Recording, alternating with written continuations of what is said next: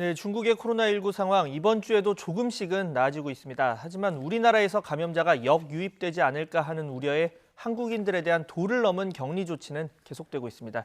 중국 베이징 연결해서 이 소식 알아보겠습니다. 강성웅 특파원. 네, 베이징입니다. 네, 이 우리 국민들에 대한 좀 지나치다 싶은 격리 조치가 계속되고 있다고요? 그렇습니다. 오늘은 한국 사람이 사는 아파트 출입문을 강목으로 폐쇄하는 사례가 나왔습니다.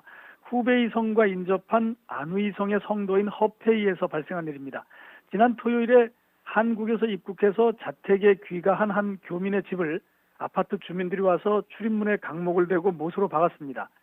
최근 한국에서 확진자가 빠르게 늘어나다 보니까 중국 각 지역에서 한국인 입국자들을 14일 동안 자택 격리하는 지역이 많은데 이번에는 말 그대로 문에 대못을 박은 경우까지 발생한 겁니다.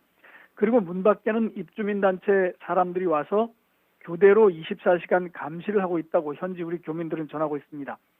중국이 물론 한 달 이상 경제활동을 중단하는 희생을 치러가면서 코로나19를 진정시켰기 때문에 중국의 격리 요구를 이해하는 교민들도 많습니다. 하지만 아파트 출입문을 봉인하는 것을 넘어서 강목을 대고 못을 박는 등의 지나친 조치를 하고 있어서 교민들의 불안감은 커지고 있습니다.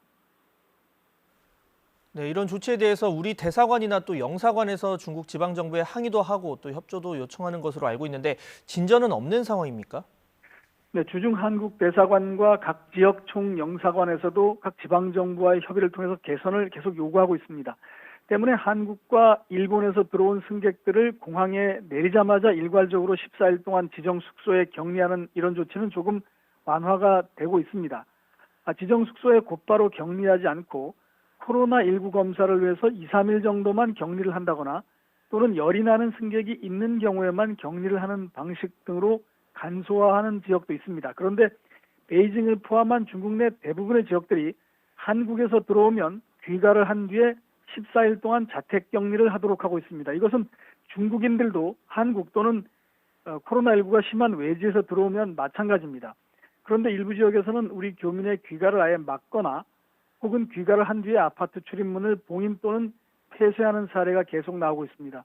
지금 중국에 들어오는 한국인들은 대부분 이곳에 거주하는 교민이거나 이곳에 진출한 기업 관계자들이기 때문에 생업을 위해서 입국하는 사람들입니다. 중국이 한국발 입국자들에 대해 과도한 격리를 하다 보니까 최근에는 입국 전부터 격리를 미리 대비해서 필요한 물품을 아예 갖고 들어옴으로써 자구책을 마련하는 사람들도 생겨나고 있습니다.